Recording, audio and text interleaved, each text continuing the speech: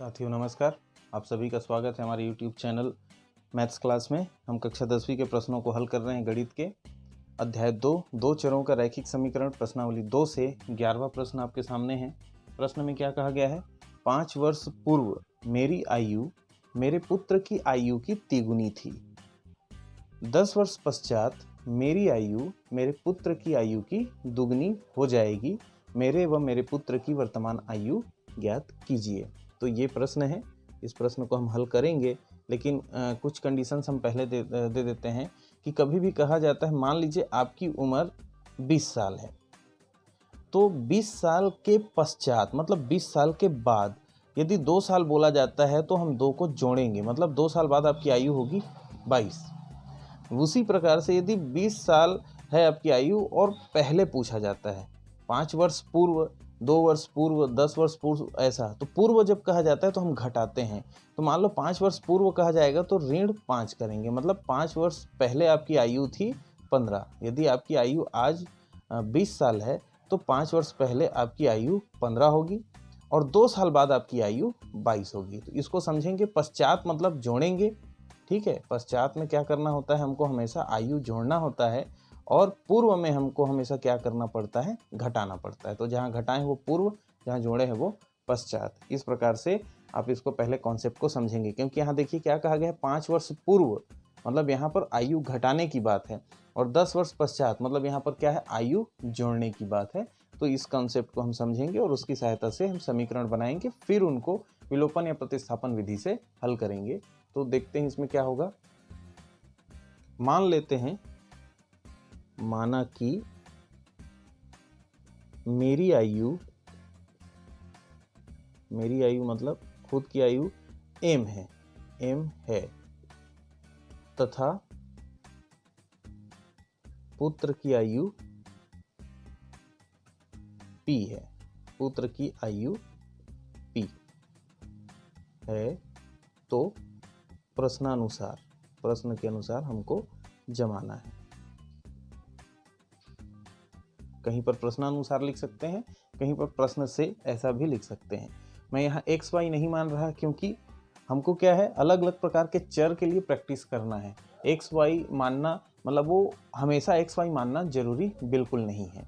तो आप ले सकते हैं, माना कि मेरी आयु के लिए हमने m लगा दिया और पुत्र की आयु के लिए p लगा दिया है। तो प्रश्नानुसार 5 वर्ष पूर्व मेरी आयु मतलब मेरी आयु जो m है, इसमें 5 वर्ष पूर्व मतलब -5, ठीक है।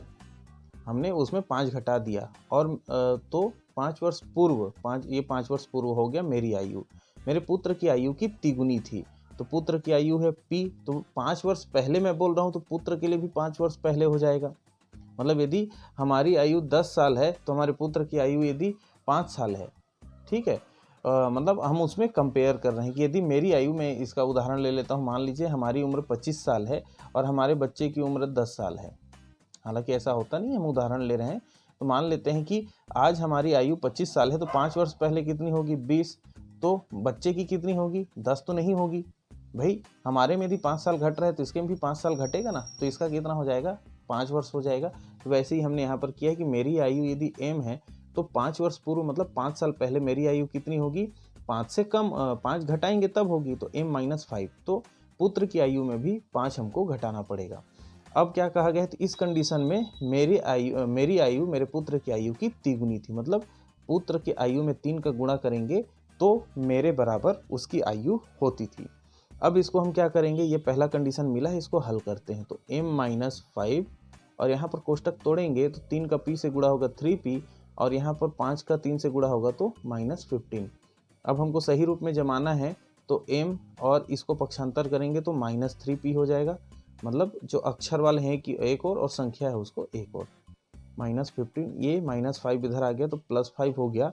इस प्रकार से m-3p = -10। ये आपका पहला समीकरण रेडी। तो ये हो गया पहला शर्त से। अब दूसरा शर्त क्या है?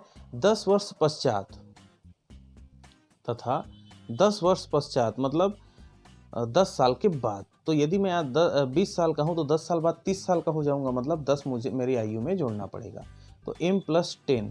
तो मेरी आयु में यदि 10 साल जुड़ी है तो पुत्र की आयु में भी 10 साल जुड़ेगी, इसलिए मेरे में 10 है तो उसके में भी 10 हमने जोड़ दिया। तो 10 वर्ष पश्चात मेरी आयु पुत्र की आयु की दुगनी हो जाएगी। मतलब पुत्र की आयु को भी 10 साल जोड़ दिया, मेरी आयु को भी 10 साल जोड़ दिया, तो मेरी आयु ज़्यादा है। तो पुत्र की आयु को मेरे आयु के बराबर होने के लिए कितना करना पड़ेगा? दुगुनी, क्योंकि यहाँ 2 गुना का है इसलिए 2, यहाँ तिगुनी कहा था इसलिए 3। याद रखेंगे, कभी भी तिगुनी दुगुनी ऐसा कहा जाता है तो कभी भी पिता की आयु में उसको नहीं करना है, उसको किसके में करना है? पुत्र की आयु में करना है। क्यों?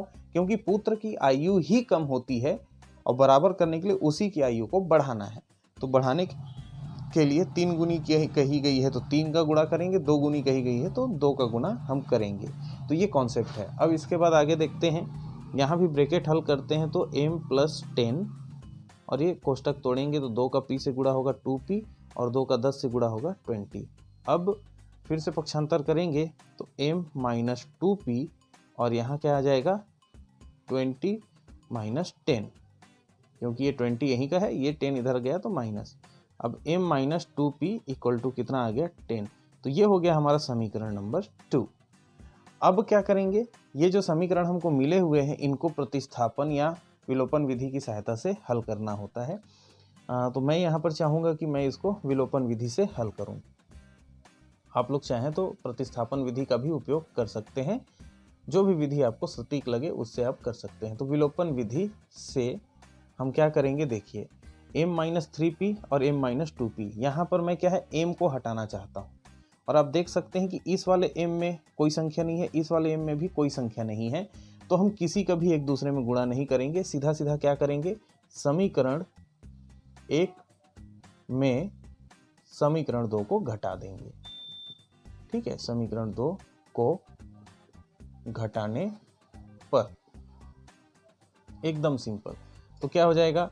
m minus 3p equal to minus 10, ये हमारा पहला समीकरण, और दूसरा समीकरण m minus 2p equal to 10, ये हमारा दूसरा समीकरण। घटाने के लिए कहा गया है तो प्लस वाला माइनस और माइनस वाला जो होता है वो प्लस हो जाता है। ठीक है, और ये प्लस वाला माइनस। तो इस तरीके से देखेंगे m प्लस में है और ये m माइनस में कट गया।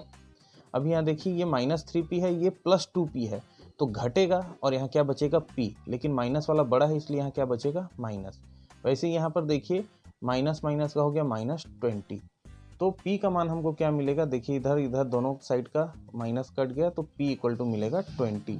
अब p के मान को किसी भी समीकरण में आप रख सकते हैं, मान को समीकरण किसी में भी रख सकते हैं। मैं 1 में रख देता हूँ, समीकरण 1 में रखने पर, ठीक है, तो ये पुत्र की आयु 20 निकल चुकी है।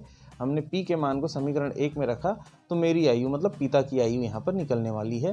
तो m minus 3p equal to minus 10, तो यहाँ m हो गया माइनस 3 और p की आयु कितनी है? 20, तो हमने p की जगह पर 20 रख दिया। अब हमको हल करना है m, और यहाँ देखिए कोष्टक तोड़ेगा गुणा होगा, 3 दूने 6, 60 यहाँ पर आ गया और माइनस 10। m का मान निकालना है इसलिए m इधर रखेंगे, 60 इधर ट्रांसफ़र होगा, लेकिन इधर पहले से 10 था माइनस में और ये 60 चला जाएगा इस ओर, तो ये माइनस थे इधर जाके क्या हो जाएगा? प्लस। ठीक है, तो माइनस 10 और प्लस 60, तो इसका मतलब हो गया दोनों घट जाएंगे और घटने के बाद यहाँ कितना आ जाएगा? 50। मतलब मेरी आयु 50 वर्ष और पुत्र की आयु 20 वर्ष होगी। अब इसको आप चेक कर सकते हैं 5 वर्ष पूर्व, तो 5 वर्ष पूर्व पुत्र की आयु कितनी होती? 15, और मेरी आयु मतलब पिता की आयु कितनी होती? 45। तो देखिए 15 का 3 गुना होता है ना 45, तो ये पहला कंडीशन तो कंप्लीट हो गया। वैसे ही 10 वर्ष पश्चात, तो 10 वर्ष पश्चात मतलब 20 का जगह क्या हो जाएगा? 30 हो जाएगा। 10 साल बाद पुत्र की आयु 20 से 30 हो जाएगी, तो मेरी आयु भी क्या हो जाएगी? 50 से 10 साल और बढ़ जाएगी, 60 हो जाएगी। तो अब देखिए 30 का ये दुगना है ना, तो वहीं कहा गया है कि 10 वर्ष पश्चात मेरी आयु मेरे पुत्र की आयु की दुगनी हो जाएगी। तो इस प्रकार से ये प्रश्न बनाने हैं, आप नीचे लिख लीजिएगा। अतः मेरी आयु 50 वर्ष और पुत्र की आयु 20 वर्ष है। तो उम्मीद है ये वीडियो आपको पसंद आया होगा। कुछ समझ में नहीं आया है, कोई भी प्रश्न है तो हमको कमेंट करके सुझाव दीजिएगा। तब तक साथियों अपना ख्याल रखिए, स्वस्थ रहिए, मस्त रहिए और गणित बनाते रहिए। धन्यवाद।